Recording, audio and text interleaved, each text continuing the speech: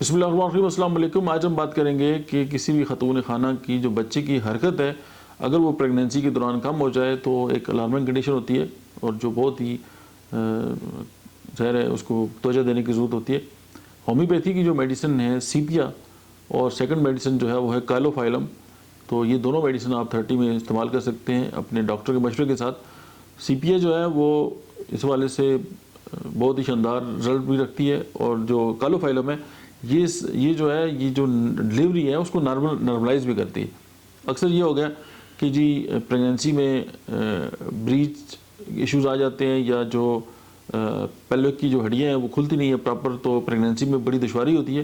تو کائلوفائلم جو ہے وہ کمال ہے یہاں پہ، اور اس نے بہت سارے ایسے لوگ بھی تھے کہ جنہوں نے ایک سیزرین ہوا، دوسرا بھی سیزرین ریڈی تھا، لیکن کائلوفائلم کے بعد اللہ نے کرم کیا، بہت زبردست جو ہے وہ رزلٹ ملے، اور بہت سارے جو نارمل ڈلیوریز ہیں اس میں یہ کائلوفائلم جو ہے وہ آپ اس کو کبھی بھی انڈر اسٹیمیٹ نہیں کر سکتے، لیکن دعا جو بھی استعمال کریں اپنے ڈاکٹر کے مشورے سے۔